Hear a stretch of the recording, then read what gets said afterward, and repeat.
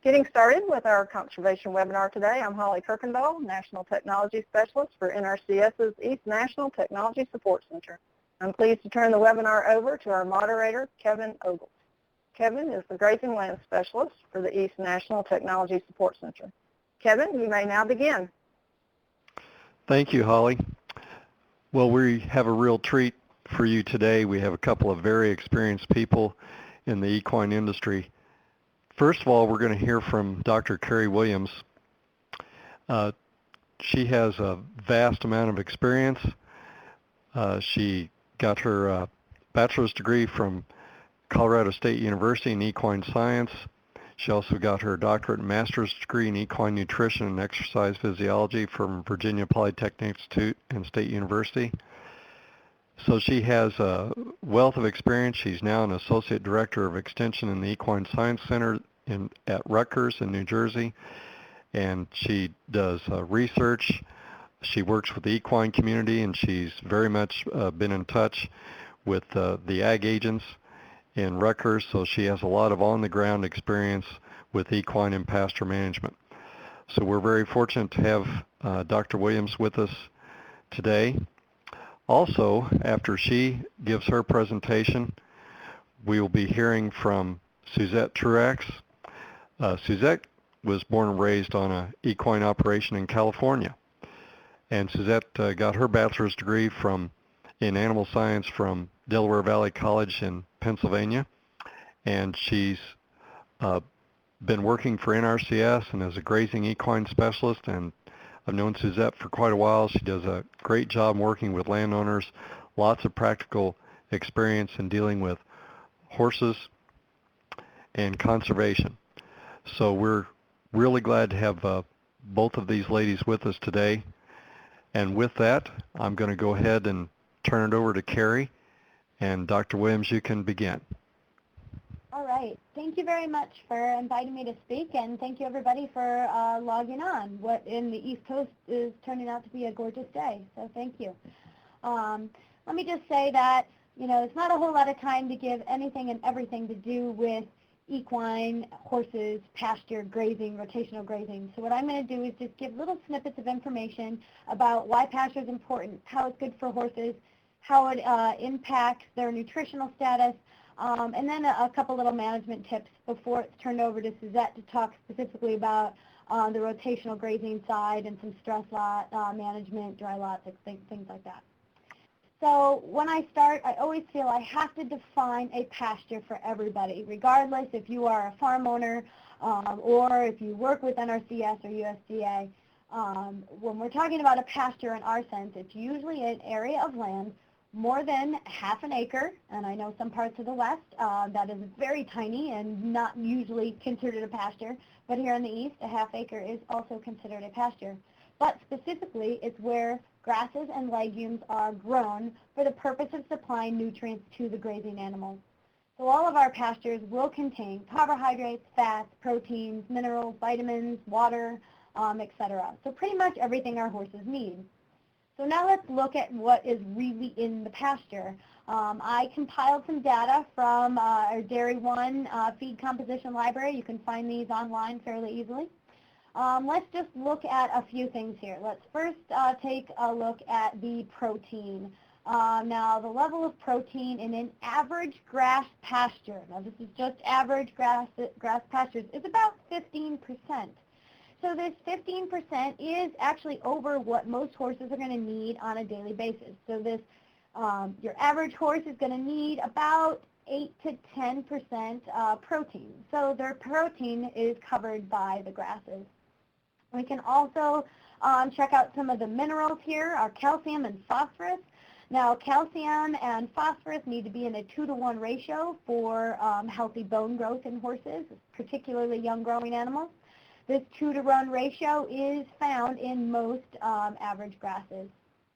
What I also do want to quickly point out, though, is the sugars, starches, and other non-structural carbohydrates like fructans. Not going to get into that a whole lot, but you can see that there are levels of these sugars and starches in grass pastures. And this is why with some horses, if they consume too much pasture, if they overeat, they can get fat. and the fat will accumulate from having a higher sugar and a higher starch content in the grasses. But this is about average, I think, that you'll see in terms of grass pasture.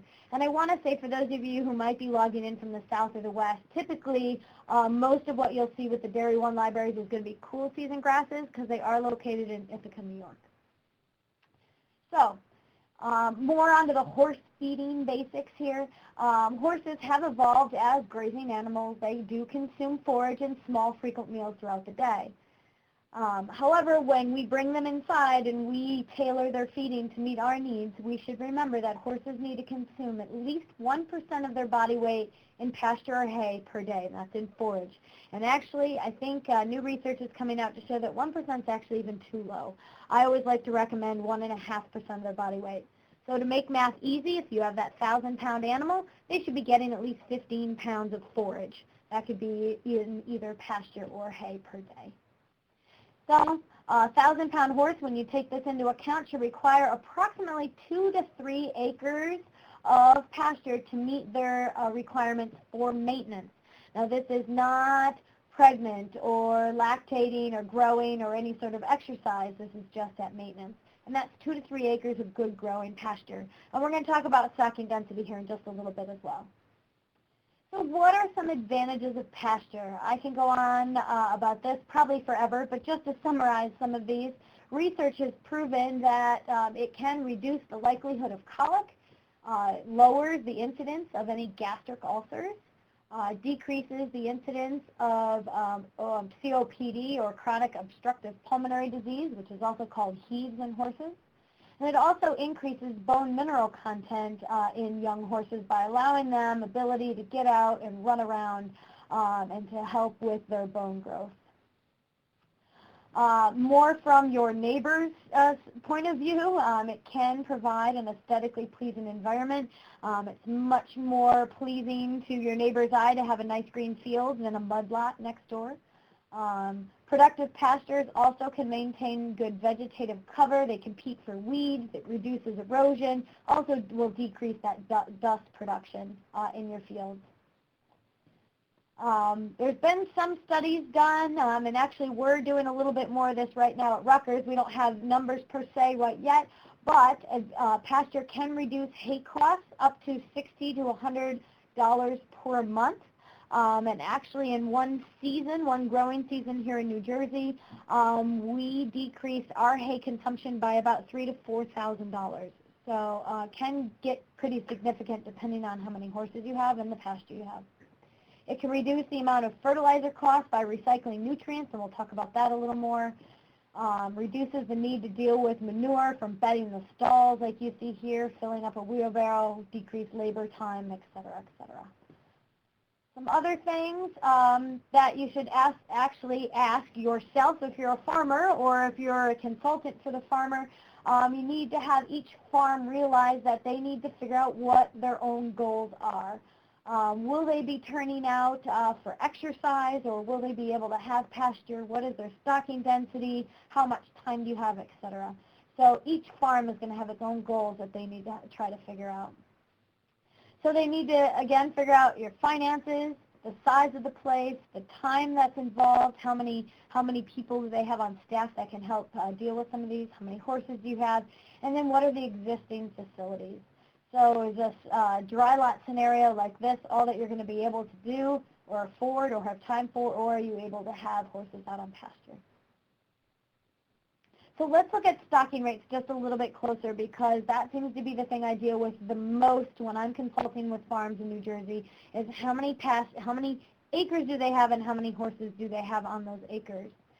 So our guideline here in New Jersey, and again, this is just guidelines. We don't have any strict rules on this. Each municipality makes up their own rules, and I probably shouldn't have said makes up, but there really is no hard and fast research on this.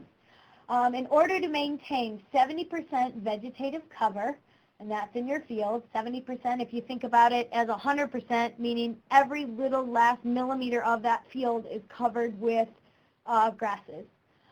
So you can maintain 70%, so at least 30% of something else, whether it's rocks or bare ground. One horse can be maintained on the 70% cover If you have a half acre of turnout, you might have to limit turnout time to about 3 hours per day. And we have a lot of farms that do this. They only have morning turnout, then the horses come back in, allowing their grasses to regrow a little bit. If you have 1 acre of pasture per horse, you could probably limit turnout time to about 3 to 8 hours. So that would be sort of a daytime turnout situation. That one horse can be on 1.5 acres, 8 to 12 hours per day. Or, as I mentioned before, if you have more than 2 acres of pasture per horse, you can have unlimited turnout time. Now, these are all going to vary. These are really rough guidelines because there are a lot of management techniques that I'm going to start talking about soon that will help you increase the ability to have less acres or more horses per acre. So, again, in the end, all farms need to be very flexible. If you have a field that has 5 acres and has 6 horses on it, you might have to be flexible with the horses that are in it, because if they're eating all the grasses down, you might need to move them, or you might need to do something, whether it's renovate or reseed, etc. You need to plan ahead and monitor the grass's condition. So if you have a back 40, don't be afraid to get out there and walk it on occasion. See what's out there, see what's back there. And adjust your original plan, as I mentioned. Keeping good records is also a really good way to go. So just to make sure that everybody is on the same page, because we have a lot of different backgrounds out there, let's talk specifically about pasture plants and how they grow. So pastures, we have to remember, are made up of individual little plants. Yes, there might be nice lush grass that we see like this, but each plant grows individually. And we have to understand how these plants grow before we understand really how we're going to manage these fields. So this is a nice little schematic of a pasture plant and where its growing points are. So growing points are where each plant is going to have a seed grow from. Unlike flowers, which only grow right from the end of that flower, grasses grow differently. They're going to have a bunch of points at the base of the roots, at the top of the roots, and the base of the plant. All these little buds, they grow dormant in the winter, but then in the spring they're ready to grow. So they're going to have offshoots of these leaves from the bottom of the plant. Now, as the plant grows up, the stem, the growing points also grow up a little bit so that they're at the base of each of these leaves. Until this plant grows pretty tall, the growing buds are always going to be about midway, but they slowly will move up that plant. But there's always going to be a few of those growing buds down at the bottom, at the top of the roots. So that's how each one of these grow. Now, why is this important? Well, we have a rule that's called take half, leave half. So if you think about it, in terms of the amount of leaf volume that is removed, and let's say by your horse, if your horse takes off 10% of the top of that grass, so if you look up here, if they just remove the top 10% of that plant, you're not stopping any of the root growth. So your forage is going to be able to grow continuously just like it was if it was never grazed. You can take up to 40% of that plant and still not affect any of the root growth in that plant. You can even take 50% of that plant and only stop about 2 to 4% of the root growth. So that means your pastures are going to maintain its productivity, and the pastures are going to continue to grow at a fairly rapid rate, even if your horses graze 50% of that plant.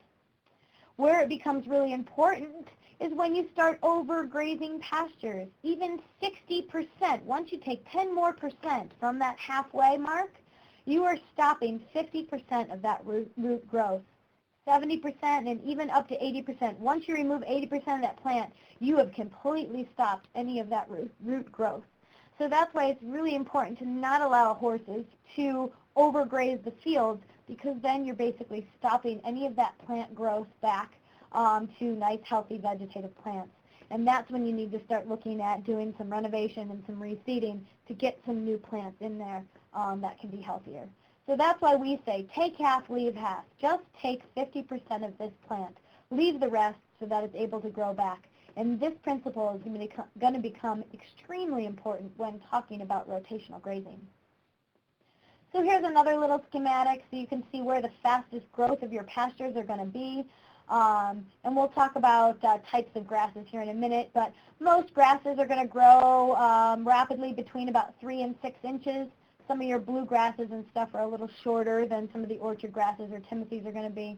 But the fastest growth for any grass is going to be between 3 and 10 inches. Once they start going to seed and they start growing over 12 inches, their root growth is also going to slow down because now they've produced the seed. They're going to let the seed fly away and start new plant growth. So now it doesn't need to grow as fast. So we want to maintain our growth right between 3 and 10 inches. So now we have to remember, all of us with horses, they graze differently than cows or any other grazing animal because they graze it all the way down to the ground level. So yeah, this pasture from far away may look like really nice pasture, but as you get closer, there's really nothing there for the horses to graze on, and they've taken it all the way down to that 80% range, which has not given the plants a chance to recover. So let's look at a couple of species of grasses here and look at what the seasonal growth patterns might look like. And again, because I am in New Jersey, we deal primarily with cool season grasses like Kentucky bluegrass and orchard grass.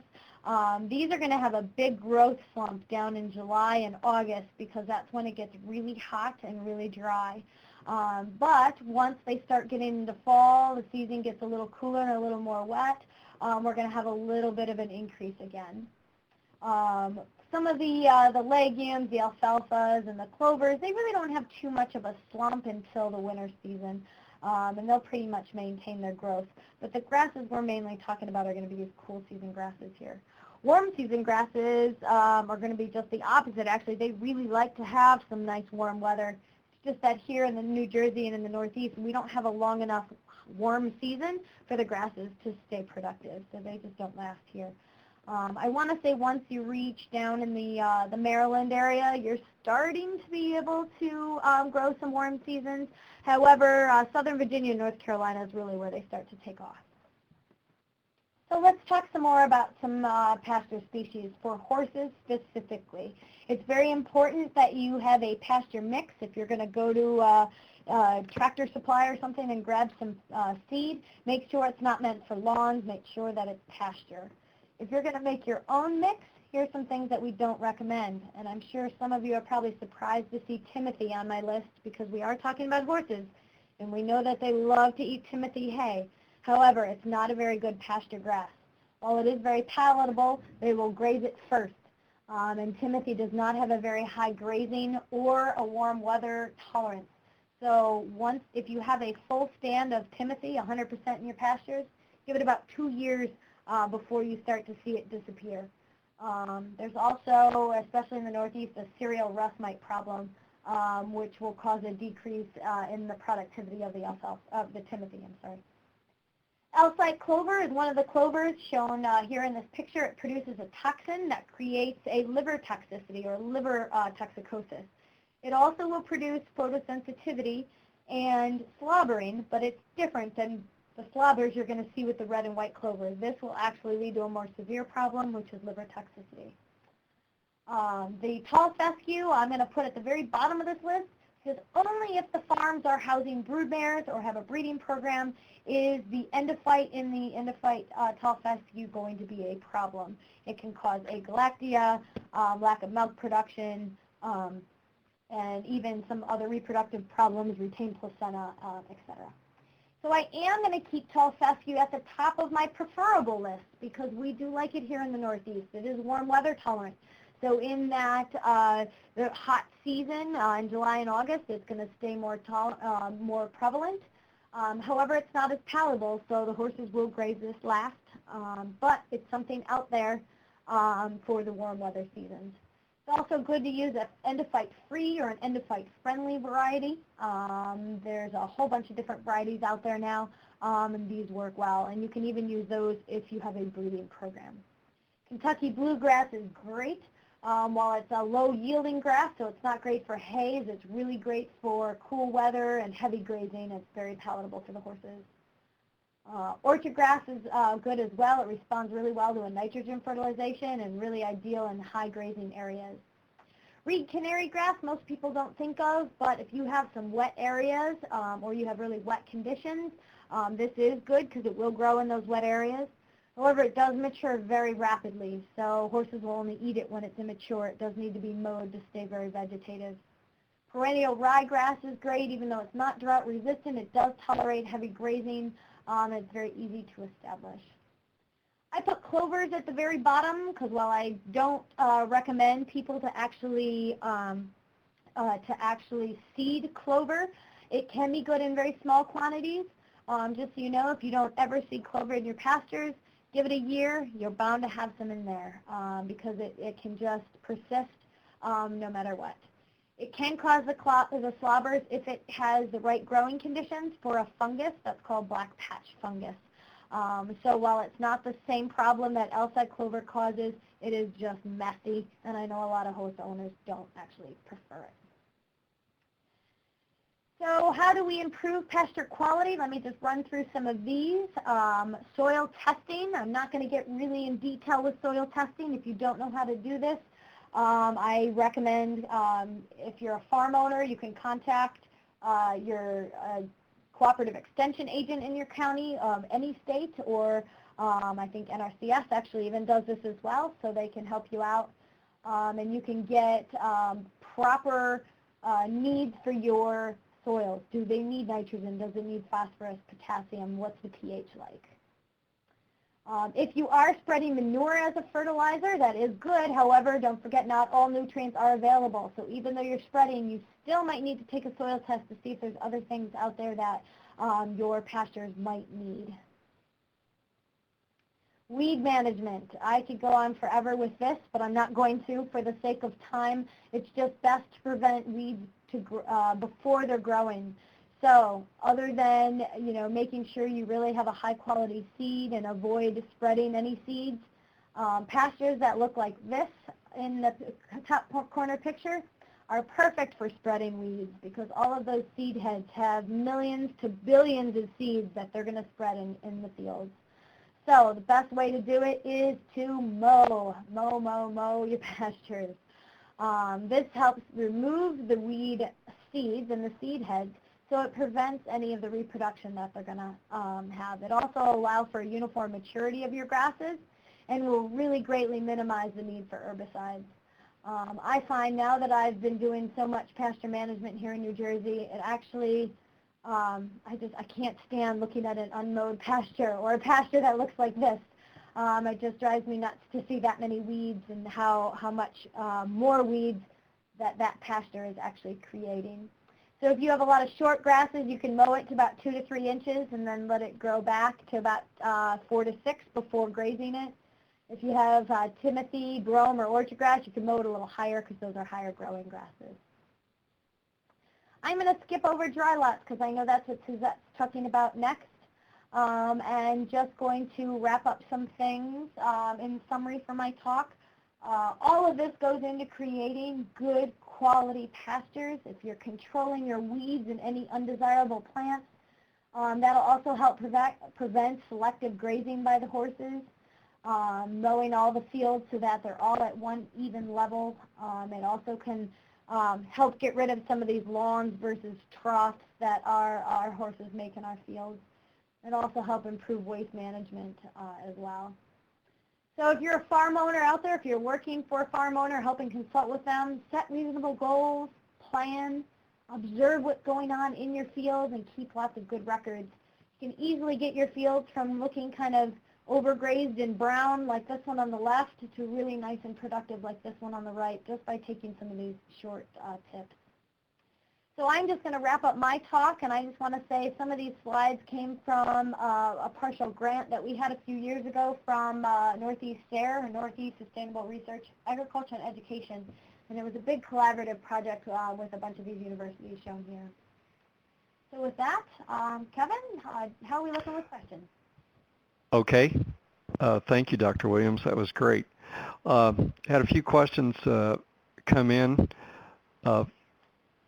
First of all, I want to remind everybody that our topic came in for this. This was really strongly desired by NRCS staff and in the Northeast states. So that's kind of where our presentation and our speakers are concentrating their efforts. So we realize that we're going to be talking about different species of plants and different situations for how much areas horses need and that kind of thing in other parts of the country, especially the areas with less rainfall. Okay, so the questions. So Timothy would still be a preferred pasture plant for horse pasture, Dr. Williams? I never recommend it, Kevin. I just Okay. think it doesn't make any sense for people to spend a lot of money reseeding a pasture with Timothy, only for it to be gone in 2 years. Okay. You know, instead of Timothy, orchard grass is a very good comparison. They have very good nutrient profiles. They're very similar. And horses actually prefer that almost just as much as the Timothy. So it's still a high yielding tall grass, but it can withstand a lot more grazing than we can. Okay. Yeah. Okay. We had a comment come in that depending on what state you're in, Reed canary grass is considered invasive in some states or on the state noxious weed list. So in some states it's not allowed to be planted. Yeah. I didn't realize that. Yeah, but we've also noticed in my work as grazing specialist where it already exists, it can be managed to be a good forage. Something else that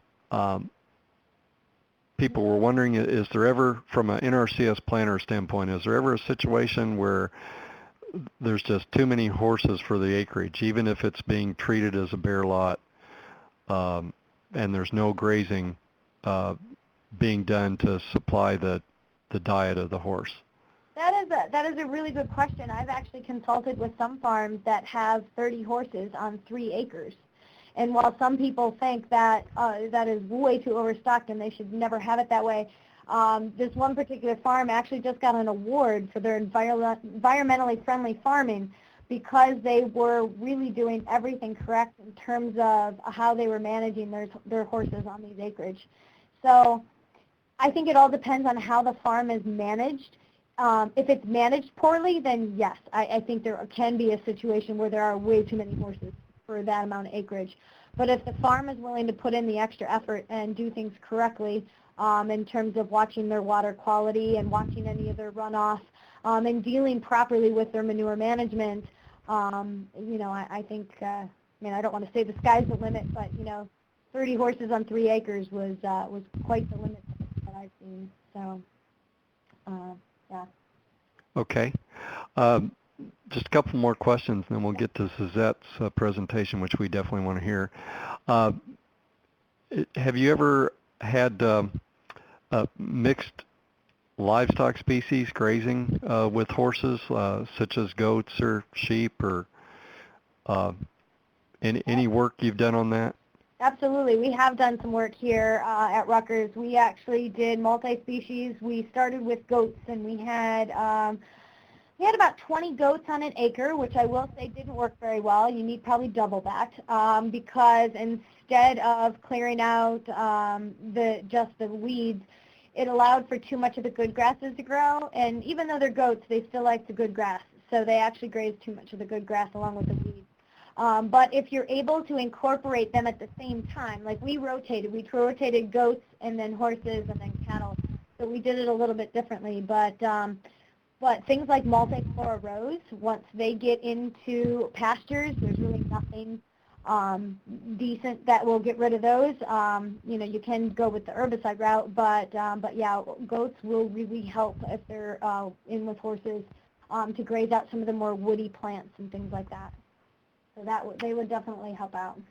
Okay. Just last quick question, and then we'll hold the rest for later and get to Suzette's information. Dragging pastures to break up the manure from the horses, do you recommend that? What are your thoughts on that? I actually saw that question, and I wanted to save a little bit of time in my talk, so I didn't address it a whole lot. So I know a lot of people are concerned with the parasites and the spread of the parasites when you drag the fields. If it's done properly, you can reduce the spread of the parasites, and properly meaning make sure that if it is spread, it's spread in a very thin layer. You never want to allow it accumulating so that you're putting inches of manure over your grasses. Because that will keep it moist, and that's when the parasites will grow. You also never want to do it when there's a forecast of rain or when there's been a lot of rain. You want to wait till it's nice, hot, sunny, and dry. So we always say make sure it's, mid-80s and sunny. You really want it to dry because then the parasites will dry out and they won't produce because they need a wet, moist area in order to produce.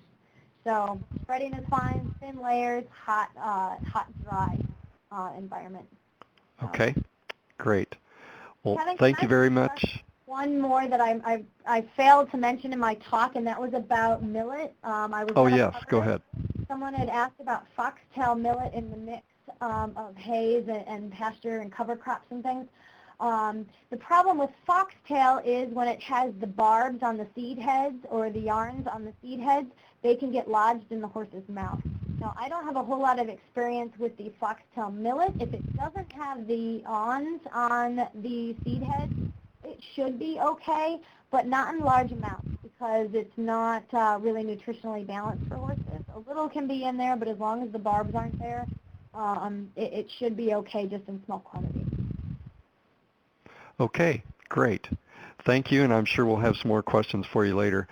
We're going to let Suzette go ahead and get started, and I'll let you take right off, Suzette. Okay, thank you, Kevin. I'm going to switch gears a little bit. We were talked about pastures. Now we're going to talk about our heavy use area sacrifice lots and why are they so important on a horse operation. So first what is it? What NRCS refers to as a heavy use area or an ACA. I go out to a lot of farms and I say, you probably should install a heavy use area, and they look at me like I'm from Mars and they have no idea. So when we're dealing with the horse people, we need to think in terms like they would, that these are sacrifice lots or dry lot, an exercise lot. A lot of them call them barnyards or mud lots. So when you say heavy use area, they might look at you funny. You think of some of the other terms you may be able to refer to them, and that way they're like, oh, I understand exactly what you're talking about. So why do horses need a heavy use area or sacrifice area? Horses need, it's very crucial that a horse has a lot of movement. It's very critical to their health and well-being.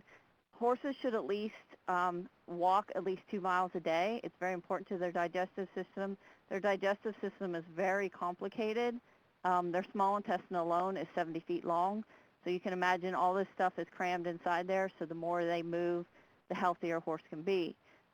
They can't change food rapidly, so in the springtime we can't just throw the horse out in the pasture and expect everything to be fine. They need to go out at limited times, go out for a few hours today, a few hours the next day, and gradually build their way up. We have strong herd hierarchies. We have a lot of horses become the alpha animal and dominate the food and shelters. They dominate around the gates and the water, so we need to have areas where we can separate these horses. We can't combine all horses in the same group like we do with our cattle and our sheep. We can't put generally our small mares or fillies in with our colts. We have to keep them separated. Stallions, we don't really want them to go near our mares unless we have certain fence systems. So it gets a little bit more complicated when we start dealing with the horses, and I know from an NRCS standpoint, people get very confused. Well, I don't understand why they think they have to have double fencing and all that kind of stuff. But a lot of it is just because of the dominance within the horse. And then some horses just don't get along. They don't get along with anybody. So you need a place to put them, so at least they're getting out and getting some movement. So when should horses be confined to these areas? To protect the pasture. Basically, like what Carrie was mentioning about pasture and the importance of it, we also need to be able to protect it. A lot of the farms we work on have more horses than they do acreage, so we need to look at that. We need to make sure that we can help utilize a rotational grazing system. We need to make sure the landowner understands what rotational means. A lot of times I go to farms and I mention rotational grazing, and they think that means putting a horse out for 2 hours, bringing it back into a barn, and putting another horse out for 2 hours. So we need to make sure they understand what rotational grazing actually means. Managing their turnout times. This depends on the number of animals versus the number of acres they have. We want to prevent trampling and compaction. And then also we need an area where horses can recover from injuries and just need limited space, such as a horse that has laminitis or colics very easily when it goes out on pasture, if we have a small area where we can put them in. And it also helps with healthier horses. Horses are, we want to keep our horses out of the mud as much as possible. Mud can be slippery. It can cause many issues. It can cause our horses to lose their shoes in the winter. It can strain tendons. It could rip tendons on extreme cases. It causes a lot of health problems, a lot of mud rot, thrush, parasite problems, as well as abscesses, which can be very costly in the end. So how do we keep horses from overgrazing pastures? What practices do we employ? We can put those horses back in the barn. Most people don't like to do that because they want them to exercise. Or we can keep them in the barn, in a barnyard, dry lot, heavy use area. And by doing this, like I said, we promote our healthier pastures. We can increase our grass production and overall health. In general, here in the Northeast, when the pastures get around 3 inches, we recommend they pull them off and then put them back on when it gets to be about 6 to 8 inches. Now, this varies depending on the type of horse that they have and metabolical issues. Horses can range anywhere from diabetes to, there's all kinds of different things out there that you have to be concerned about when you go talk to a horse person. They're going to say, well, my horse can't go on grass. He can only be on grass if the grass is 2 inches or less. So you need to be able to explain to them how a plant grows, where the sugar content is in that grass, and why it's more beneficial if they give more fiber at more of the 6 to 8 inches opposed to having them out on 2 to 3 inches. For an example, our traditional pastures, this is what we usually go out to when we're out on the farms. Most of us see the pasture with the water and shed. If we could recommend to them to do a rotational grazing system, and I understand not every paddock is going, every farm we go to is going to be square, and it's not going to be this easy. But if we could do a water system with the shed and the corral maybe down the middle, split that field in half, and now we have 4 paddocks that we can let those horses out. And then we can also get more into the intensive rotation where we divide even more paddocks. But we always have that opportunity to bring those horses in where we can feed them in on the barnyard or the corral. They've got their shed, they've got their water.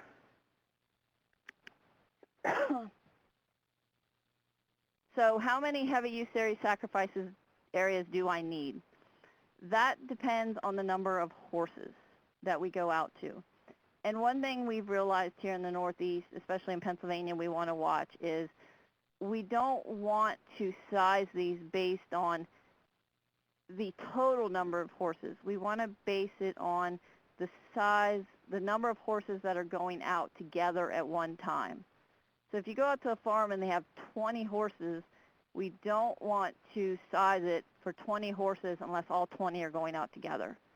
Otherwise, it's going to end up being an arena or some other thing that we really don't want to see. We want to see something, if 5 horses go out together, we size it for 5 horses. And maybe we have 2 or 3 heavy use areas opposed to 1. So that's really going to depend on how many groups of horses we have, depends on how many sacrifice areas we have. We usually try to can range from a 20 by 20 square to long narrow. Most of the producers I've been working here in Pennsylvania are liking the square with the rounded corners more and more. They feel like the long, narrow paddocks, the horses are they're getting too much of a run where when they get to the end, and then they just go right through the fence. Seems like the square paddocks, they don't get quite the speed. They seem to see the fence a little better, and they respect it a little bit more.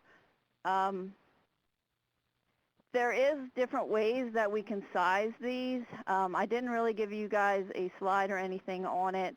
I can give you a quick example, and then if any of you guys are interested, you can give me a call later.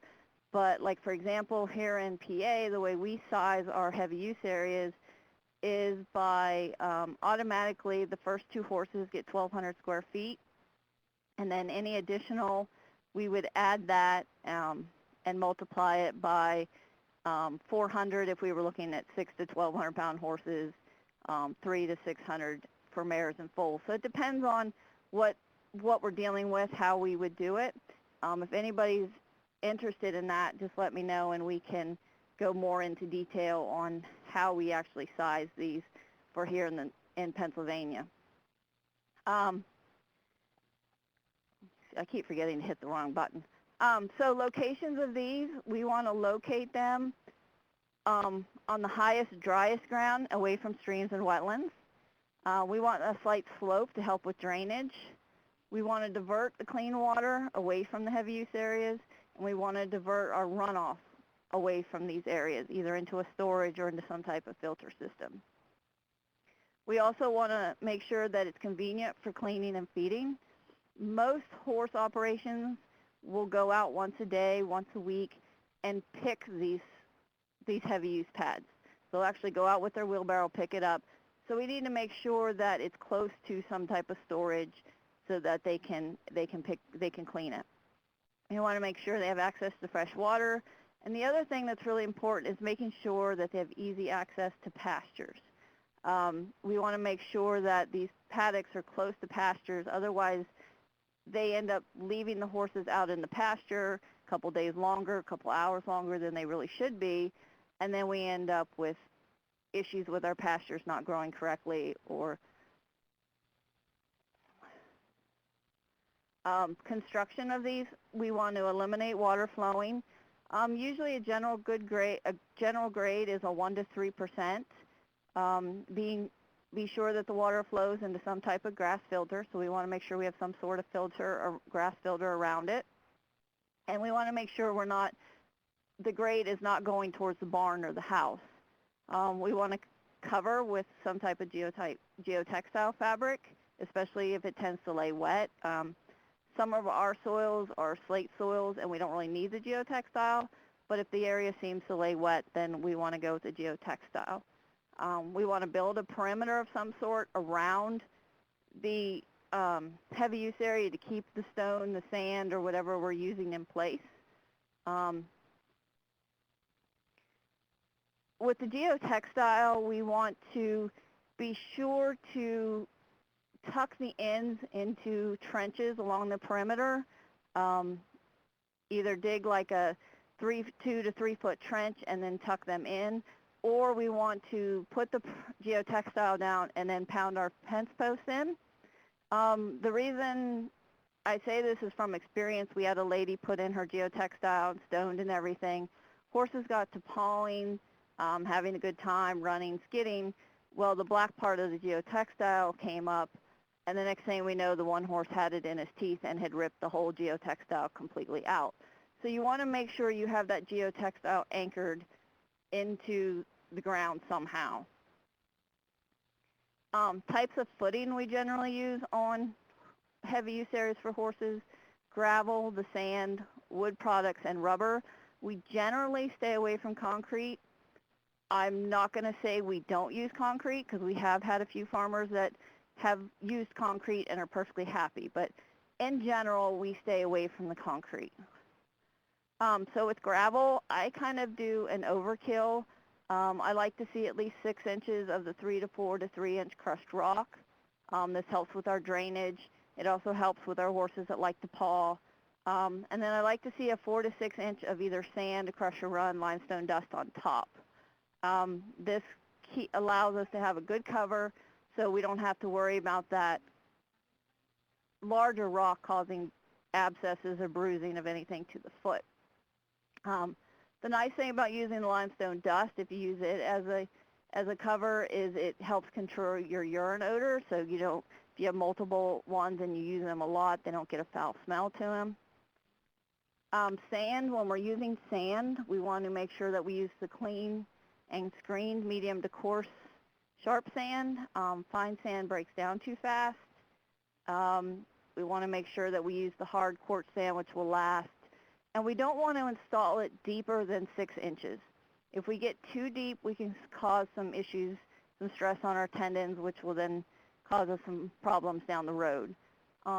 The downfall of sand is it dries out very quickly. If you're having rain like we've been having lately, it's not that big of a deal, but if you have a dry spell, it dries out very quickly and just becomes dusty, which then not only causes dust for you, it causes irritation to the horse's eyes. We have wood products that are also available we can use. Wood products are inexpensive. It does reduce urine smell. It's not near as abrasive to the hooves as what the stone and the sand is. One thing we do need to make sure that it is a hardwood versus a softwood. The hardwood will, the softwood will just kind of disintegrate and become into mud. We want to make sure that it is 1/2 to 3 inch in size. We don't want to use just the fine, more like sawdust. We want to make sure that it's the actual more of a 3 inch where it weaves itself together. If you're buying or getting off of a local person that's just out chopping trees, you need to be careful of nails, staples, large chunks of wood, and you also want to be sure that you do not use black walnut. We want to avoid that as much as we can. Black walnut can cause laminitis, swelling of the legs, unwillingness for the horse to move, and in extreme cases, it can also cause some respiratory difficulties. So we want to make sure we stay away from any black walnut, which a lot of times when we get these companies that are just out trimming trees, they have no idea what they were trimming. So most of the time I tell people just avoid that, go somewhere and buy it where you know exactly what is in that material. Rubber, this can be a little bit more expensive. If you have a place close, it can be nice. Usually it's recycled shoes or tires, but you need to make sure that where you're getting the rubber, that they have took out any of the metal that may have been in the tire. You want to mix it with a sand, usually at a 1 to 2 pounds per square inch.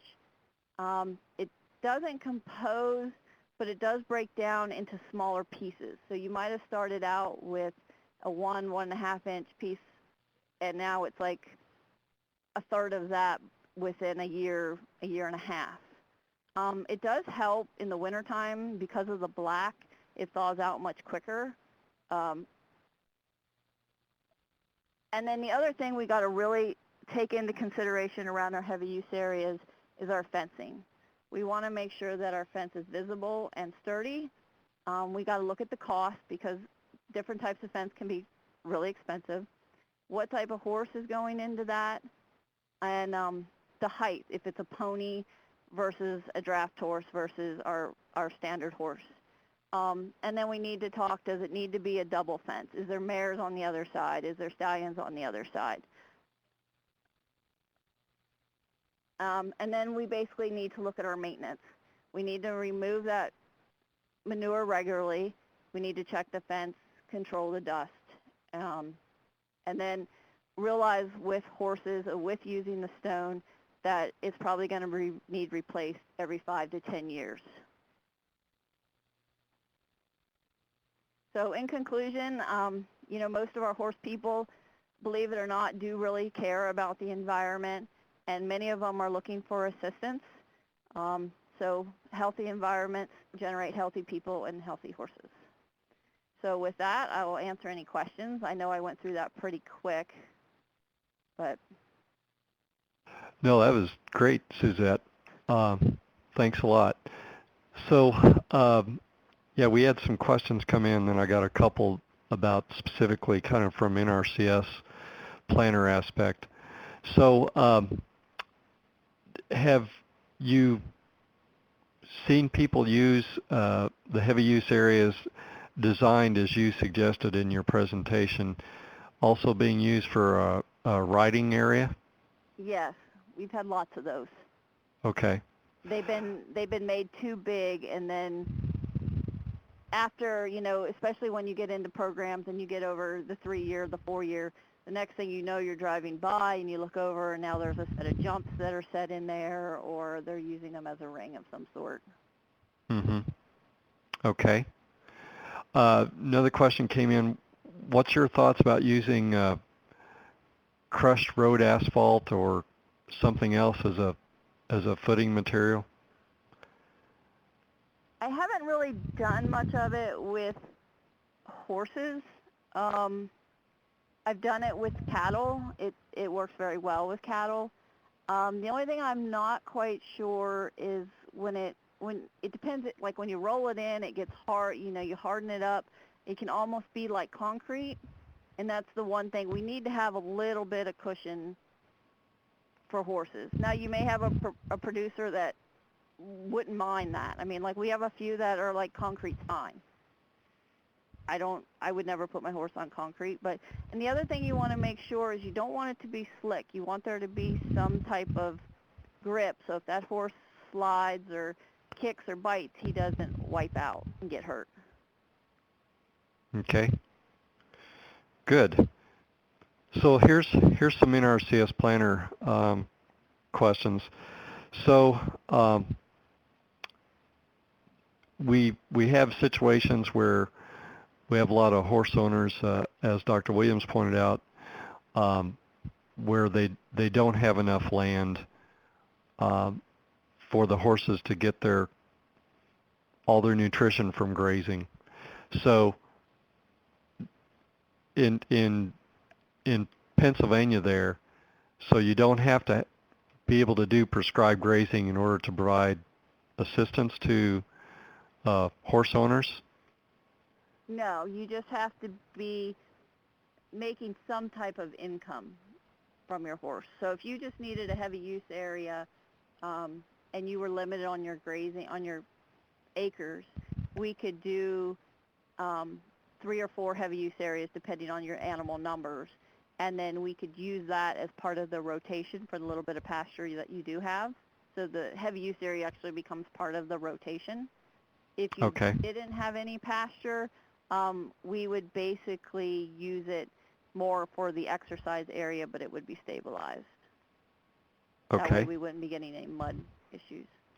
Right. And I'm assuming all nutrients, manure management, all that has to be applied as well? Yeah, anytime we do a manure storage or a heavy use area, you have to have a nutrient management plan and follow those rules that come into the programs from that aspect. Great. Something else that we wanted to address as planners, I guess. We've I'm not trying to do a commercial here, but I know we've got states that in the East, and my comments are mainly addressed for 45, 55, 65 inches of annual rainfall a year. So I know we have states that say we don't provide assistance to horse producers in our state. So I have seen, and I guess you've got a lot more experience with it than I do, Suzette, where improper management of the horse lot has led to resource concerns such as water quality issues. Right, and that's basically, I mean, we tried it as a pilot the one year, and it really worked, and we look at it from a water quality, soil erosion issue. We make sure, we don't do, if it's just a backyard horse, that, a pleasure riding horse, we can offer technical assistance, but we don't offer any program dollars. We're looking at our program dollars goes to somebody who's actually making a living with these horses, and then is also going to be, and they get ranked, they get put in the ranking pool with the cattle, with our traditional livestock producers. So they're in there with everybody else. So if they're going to be ranked higher based on their water quality, what are we addressing to help that water quality issue? So that's really how our horses got in there, is they're causing a resource concern, but they are ranked with everybody else. Okay. So they're not separated out or anything. All right. Well, I think that's great. I personally have worked on a watershed project as a district conservationist, and we had a situation where we had a small algae plume in a lake, and we could never find where it was coming from. We finally did. It was from 3 horses on a lot adjacent to the stream, and that was contributing to that situation. So those people needed help with their management, and Right. and we need to be doing it, in my opinion, as conservationists. We need to be treating resource concerns and helping the environment as well. So Yeah, and that's okay. where we were lucky. Our state con realized it as a resource concern and said, well, we'll try it and see how it works. And we got that opportunity. Okay, great. So here's another planner type question, Suzette, that came in. So let's say we've got a situation where we do have some area to graze, maybe some acreage so that the horses can get quite a bit of their diet, let's say, from grazing. So is there anything special I need to keep in mind about that versus cattle? Do I want square paddocks, small paddocks? The thing with horses, we tend to get we need to be a little bit bigger. And that's mostly because most of the time our cattle or, our sheep, they're not biting each other. I mean, yeah, they're dropping their heads and pushing each other around, but we need to have a horse be able to get away when another horse decides, I'm going to be dominant and I'm going to kick you or I'm going to bite you. So that horse needs to be able to get away. So generally our paddocks need to be a little bit bigger. It just seems, like I said, the producers I've been working with lately, we've tried the long narrows, we've tried the squares, and they both come back and they said, the square seems to be working the best. I'm having less horses going through the fence. It just seems to be working. So, we're still all in this trial and error, what is working the best, what isn't. Sure. So we've got a long way to go to figure out what's going to be the best. But the thing we do have to realize with the horses, and I know here in PA, like we do a 50 square foot per head per cow when we're sizing things. And with the horses and with the gravel, we're looking more to 300 square foot per head. So we're giving the horses a little bit more room so they're not beating each other up. Sure. And you're going to get them farms where, they can put 6 horses out together and everybody gets along. But when you're dealing with the breeders and the boarders who have horses coming in and out constantly, those are the ones we have to watch, how big are things. We don't want anybody getting hurt. Right. Okay, we'll we'll get Carrie back in here. Here was another question that came in. Have you had horse producers or looked at any research on horses grazing annuals? Annual grasses.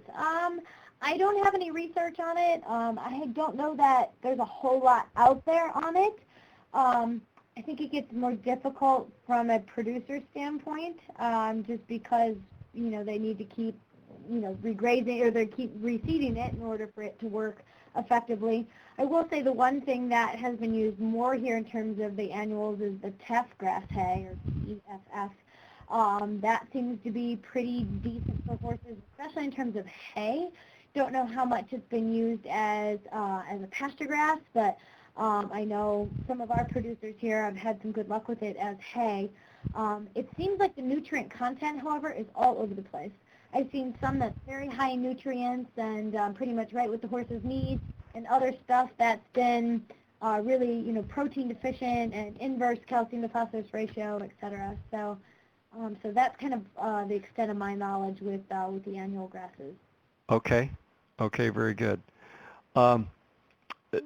Suzette, one more question back to you, and then we'll wrap things up here.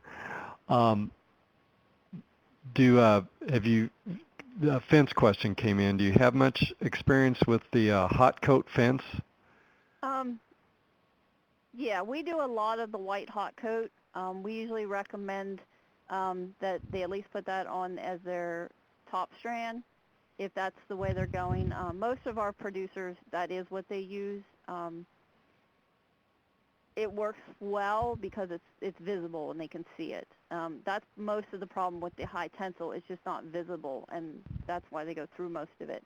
I have a lot of producers are going to the rope is what they're going to, the rope twine.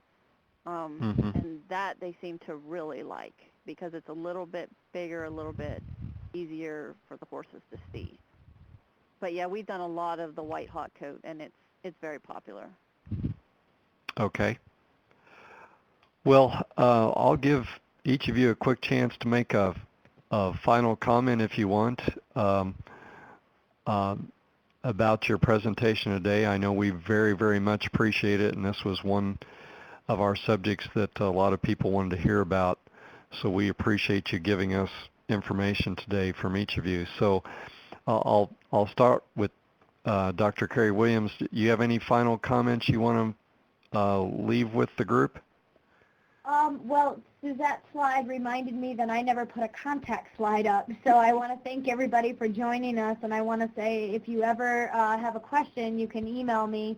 My email is cwilliams, that's all lowercase, all one word. It's at AESOP, or AESOP, .rutgers.edu. And I'm also all over online. If you Google me along with horses, I'm sure you'll find me. But I'd be happy to answer any questions other than just today. Great, great. Thank you very much for that. Suzette, any final comments for? I mean, I know we covered a lot very quickly.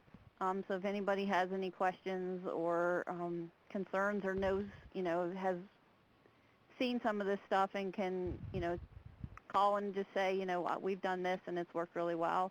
I'm open to suggestions. But yeah, feel free to call me or email me, and Great. I really appreciate it. Great. Well, again, thank you both very much, and I'm sorry we didn't have time to get to all the questions, but both of them have just given you their contact information, so feel free to contact them if you have a question that they could help answer for you. So with that, I think we're wrapped up for today, and I'm going to turn it back over to Holly and let her make some final information that you need to know about. Okay, thanks, Kevin. And it's been a pleasure working with Carrie and Suzette. I enjoyed your presentation. And thanks to all participants for joining in. We had in the neighborhood of about 250 participants in the room today. So if you selected to earn CEUs or you want to provide feedback about the webinar, please return to your open browser window to continue the process that's offered by Step 2 at your conservationwebinars.net browser window. And with that, this concludes our webinar presentation today. Thanks to all, and have a good afternoon. Thank you. Thank you.